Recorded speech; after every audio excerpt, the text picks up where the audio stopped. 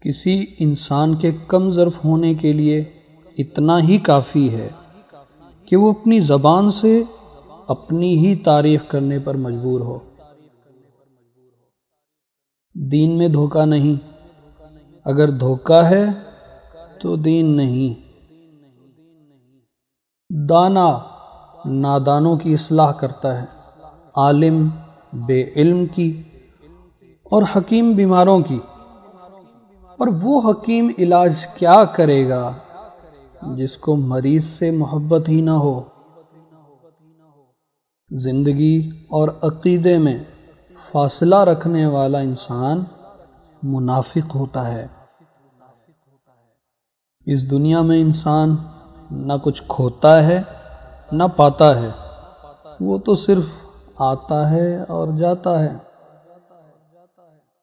انسان اپنے آپ کو جتنا محفوظ کرتا ہے اتنا ہی غیر محفوظ ہوتا جا رہا ہے۔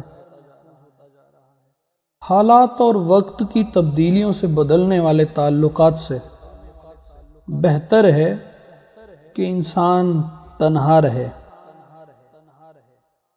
اصل ترقی یہ ہے کہ زندگی بھی آسان ہو اور موت بھی مشکل نہ رہے۔ جو انسان اپنی وفا کا ذکر کرتا ہے وہ اصل میں دوسرے کی بے وفائی کا ذکر کر رہا ہوتا ہے۔ وفا تو ہوتی ہی بے وفا سے ہے۔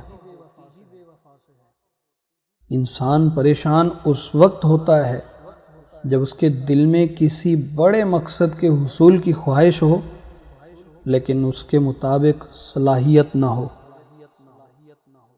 سکون کے لیے ضروری ہے کہ یا تو خواہش کو کم کیا جائے یا صلاحیت بڑھائی جائے۔ کامیابی اور ناکامی اتنی اہم نہیں جتنا کہ مقصد کا انتخاب کرنا۔